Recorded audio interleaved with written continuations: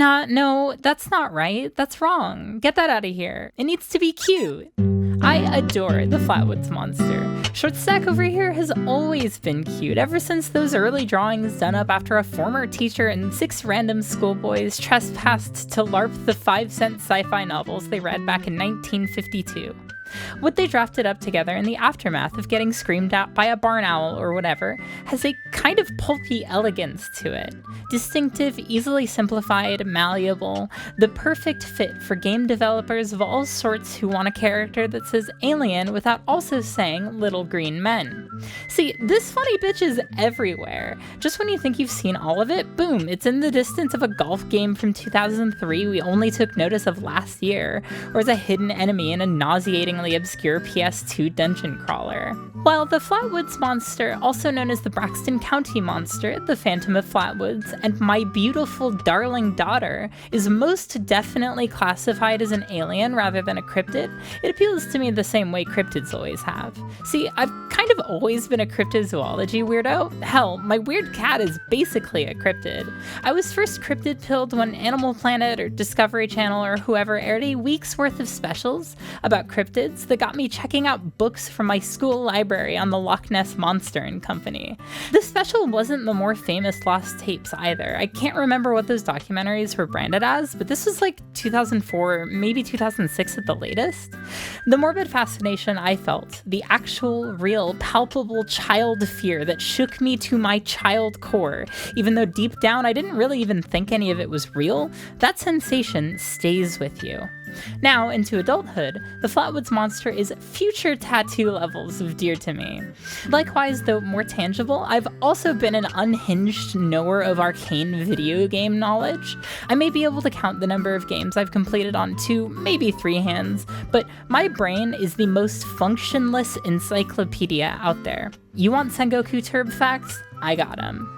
As such, and because I think the augmentation of game mechanics make for an interesting dimension to my research, when the question dawned on me, just how many times does the Flatwoods monster appear in video games, I knew I had to investigate. So, as any perfectly normal adult would, I drafted up a color-coded spreadsheet to keep track of them all. There currently exists no complete list of appearances in games, and while I certainly can't claim mine is truly complete, based solely on the sheer amount of games that exist, I'm certain I come bearing the most complete, and the only list with this many entries that contain video, or in some cases photos, of every entry. If you can think of more I've missed, by all means tell me, and I'll keep a running list of them in the pinned comments or something like that, but currently I'm pretty confident in the fruits of my research.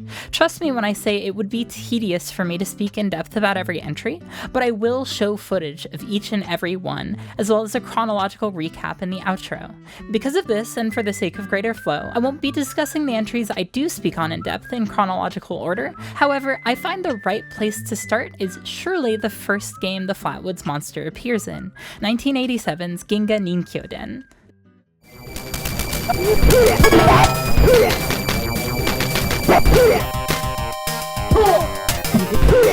This game feels like a manic episode.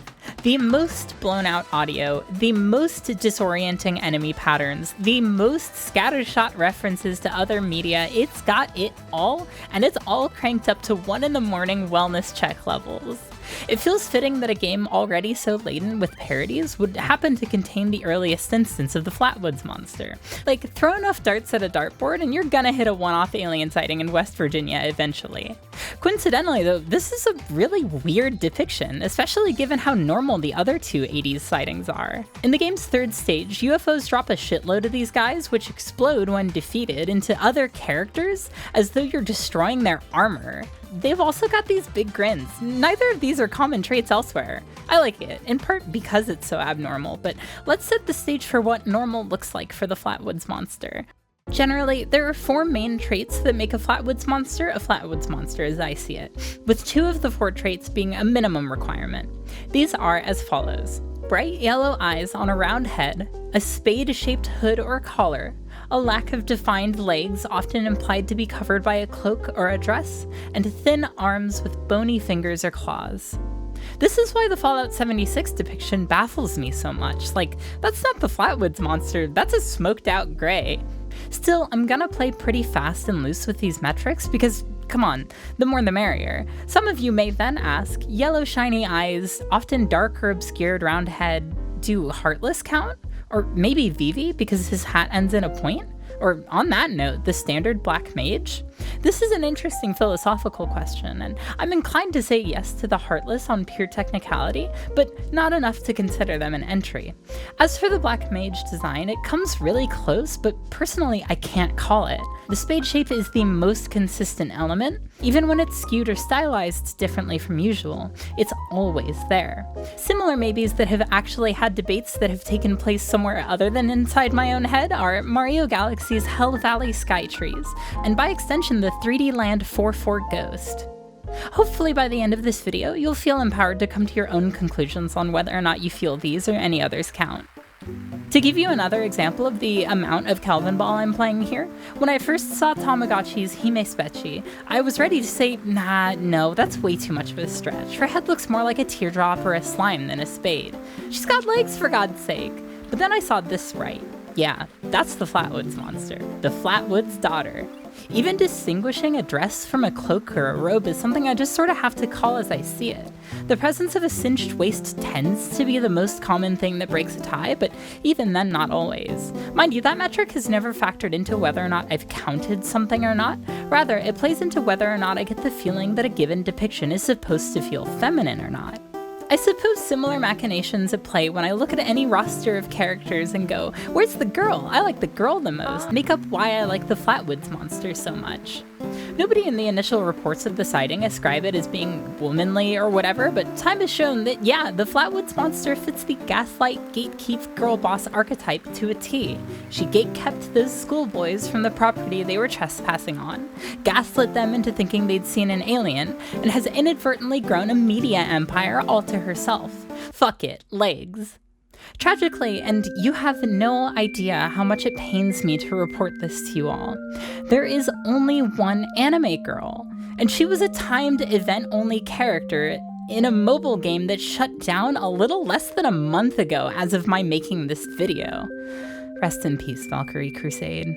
This design is such a mess. I love it. I love her. I need more. How is this the only one? How is there not a sea of trashy eroge featuring all manner of UMA?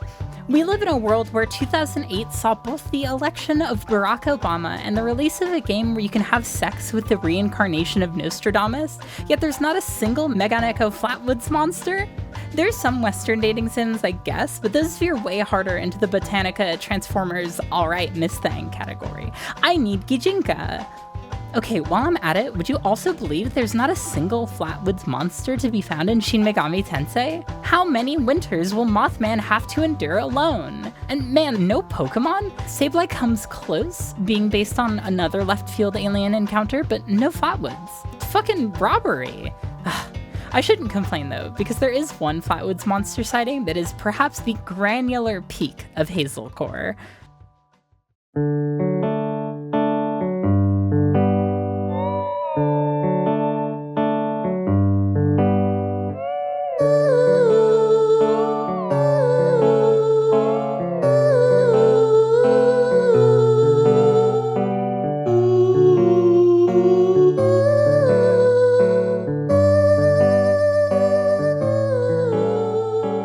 I'm a farm girl at heart.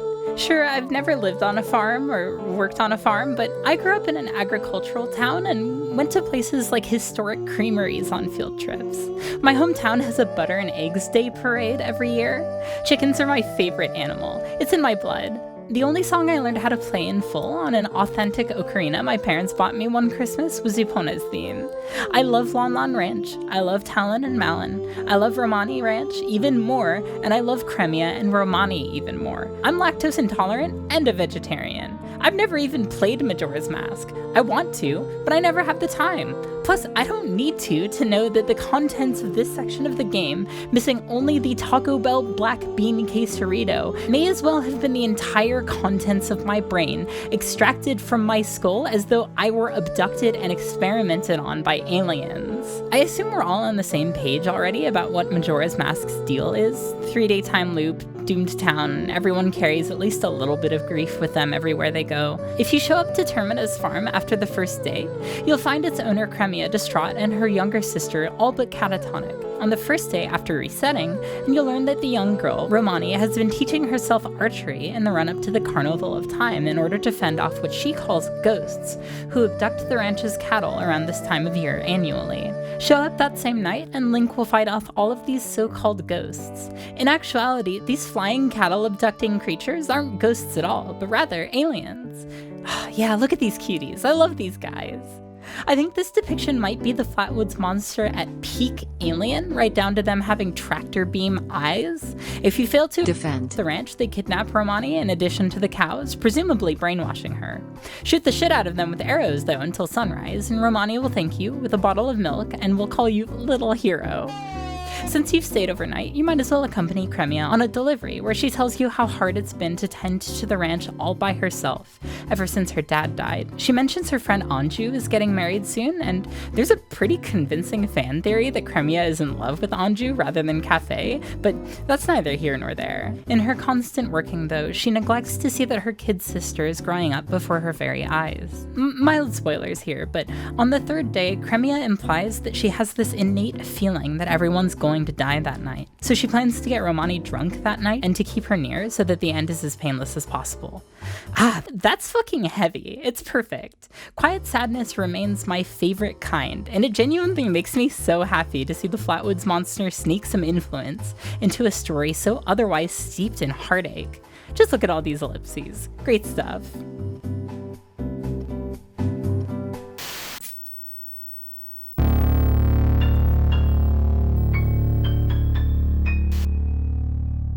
Of all the depictions of the Flatwoods monster, this next entry is easily the most obscure.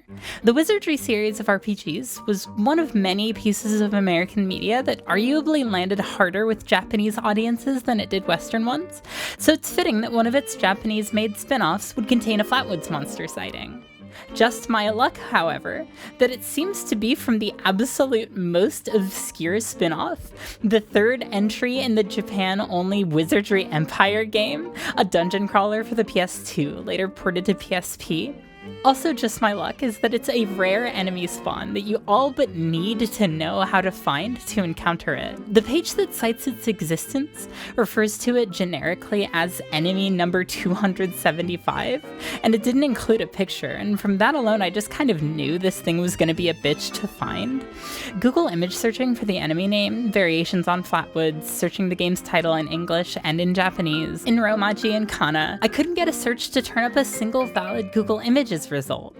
Nothing on the official websites for the PS2 game or the PSP port mention anything either. Nowhere in the single playthrough on YouTube did it show up, so I was already sweating bullets until I realized there was a comment on the first upload that mentions the game's assets were also used for the developer's later, more popular Elmen Age titles. These were translated to English and have a bit of a cult following, so that seemed like a great lead until it turned up nothing. So I continue searching using the Elmen Age connections. I stumble onto a recent VR thread where someone deep into it posted my work in progress list, which was really surreal. That thread only mentions Elmen Age in reference to it featuring a dogu, so I'm starting to panic at this point. In a haste, I check for playthroughs on YouTube a second time, and find that there actually is a second playthrough of Wizardry Empire 3, broken up into 30 separate hour-long parts. So I start skimming. It takes me an hour and a half.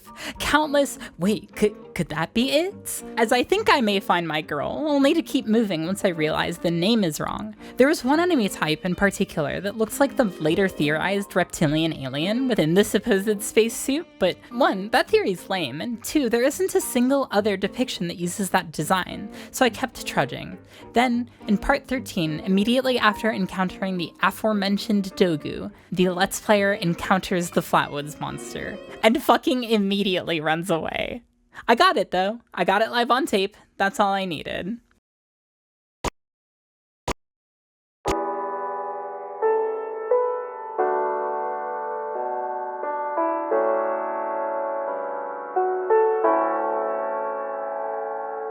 I love this one. She lifts up her skirt and fires rockets at you from within. She's like a robot BB Hood. More than that though, she's a full-blown mech, which makes her super distinct from even other Robotic Sighting, where she's usually in scale with the protagonist. Similarly different, oh god, what an awful way to start a sentence. Who writes these? The last thing I expected was how many sightings with a stark white body there were.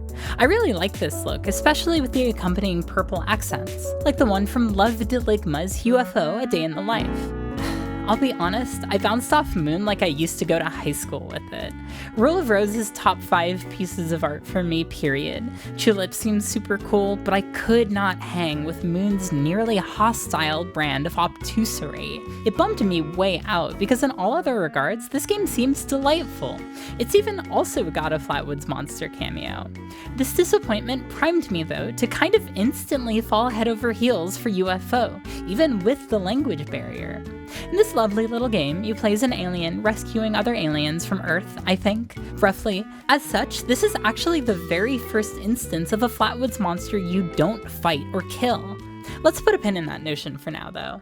While color scheme varies drastically from sighting to sighting, the most common full color scheme is yellow eyes, red face, black body. This is just about as close to the canon look as we get, which is honestly even better because, I mean, green, yellow, and red? Come on, girl. Do you want to look like a pissed-on Christmas decoration? Perhaps the most quintessential example of a Flatwoods monster depiction actually happens to come from a game that launched on the 50th anniversary of its sighting. Choco-Vaders were a line of alien-themed Gachapon figures that came inside chocolate, much like Wonder Balls or Kinder Eggs. These had a bunch of super cute, pulpy, 50s sci-fi Americana promotional art, which made it an unlikely fit for the peak 2000s Kotomomuke art style of its GBA game, Uchu Daisaku-sen Choco-Vader.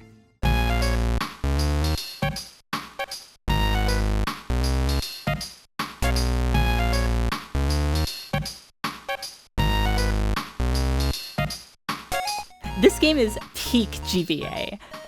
Fat fucking square wave baselines, isometric small town setting a la Mega Man Battle Network, fighting and collecting monsters a la Pokemon and all of its contemporaries, timing-centric combat a la the Mario and Luigi games, bright, chunky pixel art with tons of animations, a screen where you can input codes you get from the aforementioned Gachapon figures. It doesn't get more than that. Though combat is derivative on its face, it splinters off into its own thing pretty intuitively. When enemies attack, they like to shake up which of your party members they're going after, so you have to get good at reading their ambiguous movements. And I mean have to. Your shit will get fucked up if you get lost in all the action and miss too many inputs. Numbers stay satisfyingly small, so when they multiply, you feel it. This thing is a blast. It breaks my heart we didn't get it. I know Tomato Adventure is the GBA RPG Fantran White Whale, but goddamn, I want to see this game in English. I'm not gonna be like anybody looking to do countless hours of unpaid labor for something comparatively cloutless, you know what to do. Because if I was gonna say that about any game, it'd probably be Gokinjo Bokentai or the swaths of PSX era Spike Chunsoft games I want to play. But also because even though it's obscure enough that there are no English language guides, nor even a Moby Games page, I had a pretty decently easy time getting around and understanding what was going on with my functionally non-existent understanding of the language.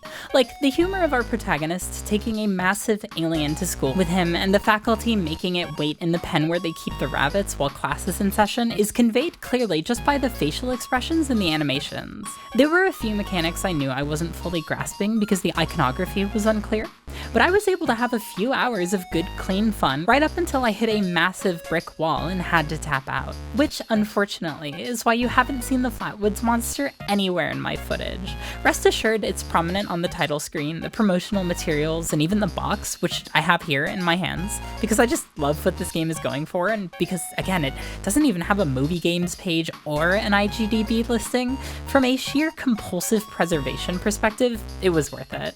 I think this game is probably as obscure as it is because there's this expectation that an untranslated JRPG is going to be totally unplayable to those who can't speak its native tongue. So those who do happen upon it, at most give it a few minutes and go, yeah, no, it's not going to happen. This is almost certainly why there's more info on the linguistically far easier arcade game spin-off, Contactee. It's a Bishibashi-style minigame collection. There she is! That game seems great and all, but Jesus Christ, there's a way more interesting arcade game with an alien motif to talk about here. And no, it's not actually Area 51. I tried to skim a playthrough of it for any hidden Flatwoods monsters, but the flashing screen was making me actually nauseated, so I had to trust my gut that if nobody had reported on it, it wasn't gonna be there. Now, I'm talking about Gaia Attack 4. They should have called this Smelling Salts the video game. It takes a bunch of still photos and videos of real life and superimposes a bunch of PS2 level alien models you're supposed to shoot at. The video warps and slurs about like a stabilized YouTube video. It's hypnotic. There are times where it looks like one of those AI-generated incomprehensible spaces. I love it. A whole Flatwoods monster army bafflingly appears in northeast China, where upon defeat they reveal that they're all 3 greys in a Flatwoods costume. Tangentially related, I suppose, was just how many appearances of the Flatwoods monster are set against distinctly Japanese imagery or paraphernalia. Wonderful 101's Gimme, Toho 15.5's Mamizo, Goemon, Siren Blood Curse. It's almost as though the Flatwoods monster has become more Japanese than American at this point. It's like Jellyfish. The band, I mean. Andy Sturmer is better known by Americans for his work with Japanese duo Puffy than he is his American band. That collaboration only happened because his band's work was more popular amongst Japanese citizens.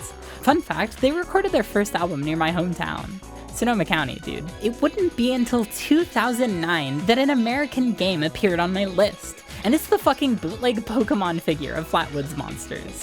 What I mean is, look at this color scheme. Lime green body, yellow face, red eyes? Alright, let's go Scribblenauts, sure thing.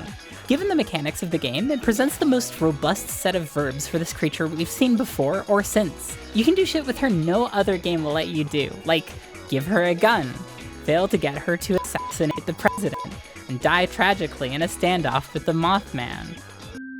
Bye guys.